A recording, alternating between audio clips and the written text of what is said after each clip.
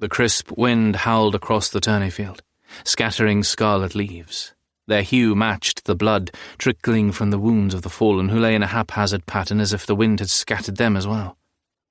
Some struggled upright and limped towards the boundary of the melee, where their squires and servants waited amidst the roaring crowd to staunch their wounds. Some crawled. Some could do little more than groan as they waited out the battle's end. A few would never rise again. 2 combatants remained on their feet, their sword hilts locked together in a contest of brute strength, their snarling faces inches apart. Shrike, who had slain several of the corpses on the field, stared unblinking into the mercurial eyes of his opponent. These eyes belonged to a knight whom the court considered quite beautiful, and it was said those eyes altered their colour with his moods. To Shrike they had appeared gleaming green when the battle commenced. Now they'd faded to an icy blue and paled with every passing second. The knight's lips had taken on a blue tinge as well, twisted in a lupine snarl to reveal doubled canines as sharp as his longsword. The blood-slicked blade crossed against Shrike's own to form a shining scarlet X between their close-pressed chests.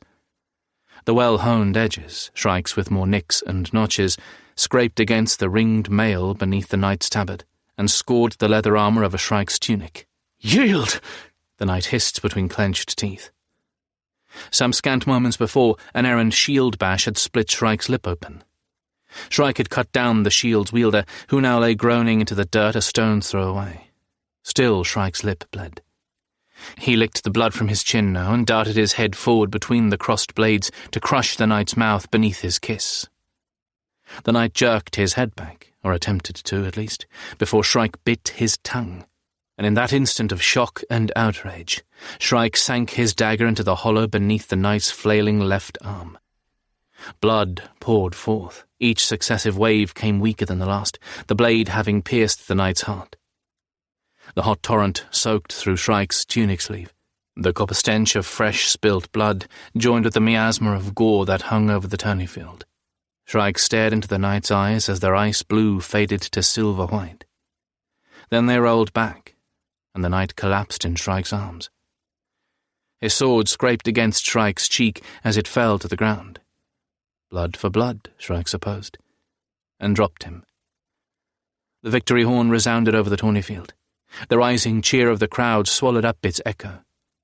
Few of the Fae scattered around him were dead. Fae did not perish so easily. Even a knife to the heart could heal with time.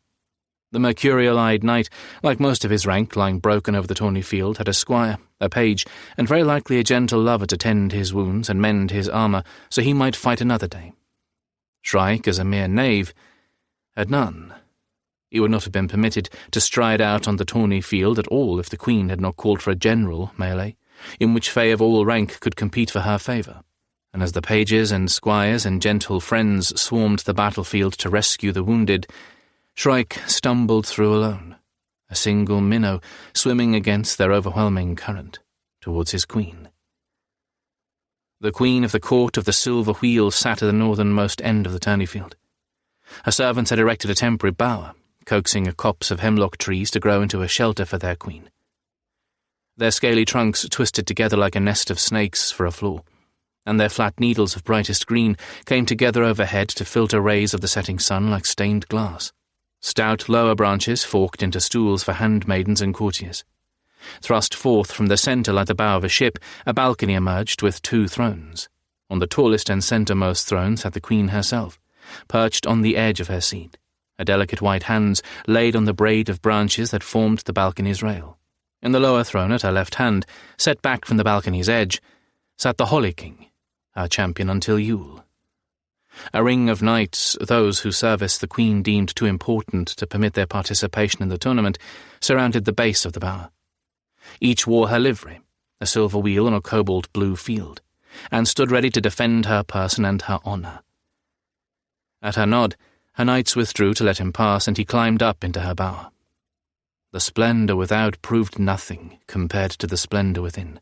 Paper lanterns filled with blue fireflies augmented the green sunshine, and maidens and courtiers garbed in feathers and silks twittered together like so many songbirds, yet all with at least one of their eyes on their queen, lest she should require their prompt service. Her servants, human and fey alike,